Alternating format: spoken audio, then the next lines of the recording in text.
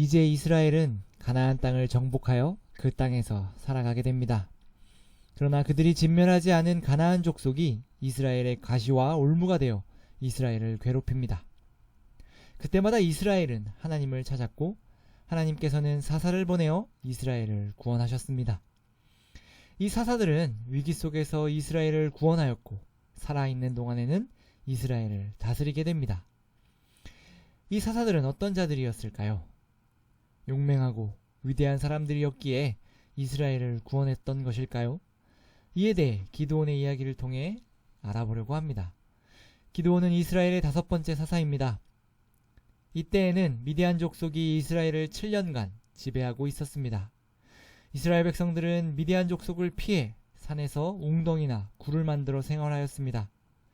기드온도 다른 이스라엘 백성들과 마찬가지로 숨어서 밀을 포도주 틀에 타작하면서 생활하였습니다. 그러던 중에 하나님께서 기드온을 부르셨습니다. 기드온은 처음에 못하겠다고 하였으나 하나님의 약속을 의지하여 그 부르심에 응답합니다.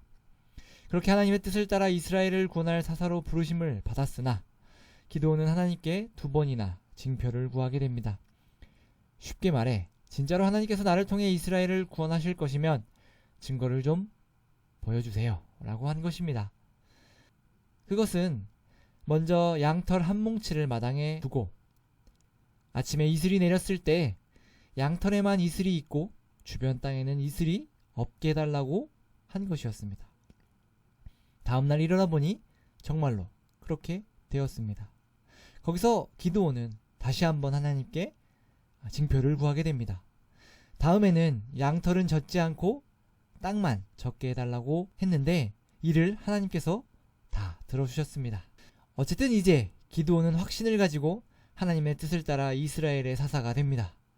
병사를 모으고 미디안과의 전쟁을 준비합니다.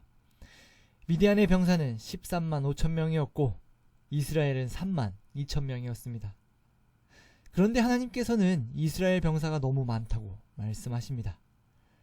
그래서 두려워하는 군사들을 돌려보내는데 2만 2천 명이 도망을 갑니다. 여기서 끝이 아니라 하나님께서는 병사를 더 줄이기를 원하셨습니다. 몇 가지 테스트를 통해 결국 남은 사람은 300명이 됩니다. 이들은 하나님의 말씀을 따라 한밤중에 항아리에 횃불을 숨기고 미디안 진영 근처에서 항아리를 깨며 나팔을 불며 외치게 됩니다. 이에 놀란 미디안 병사들은 자기들끼리 서로 죽이게 되었고 이스라엘은 전쟁에서 승리하게 됩니다. 이스라엘의 사사였던 기드온은 참으로 부족한 사람이었습니다.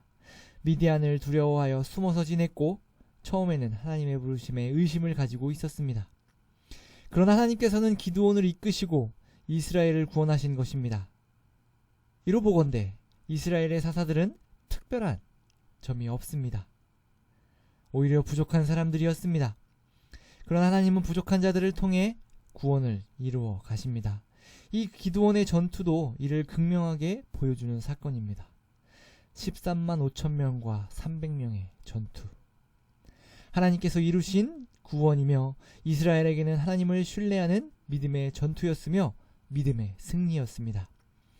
부족하지만 때론 또 실패하지만 믿음으로 나아가는 것, 그것이 우리의 신앙생활입니다. 하나님의 구원하심과 도우심을 경험하며 또한 우리를 이끄시는 하나님을 신뢰하며 살아가는 삶입니다. 때론 기드온처럼 하나님께 눈에 보이는 증거들을 구하며 의심할 때도 있겠지만 한 걸음 한 걸음 믿음으로 가다 보면 하나님께서 우리를 승리케 하실 것입니다.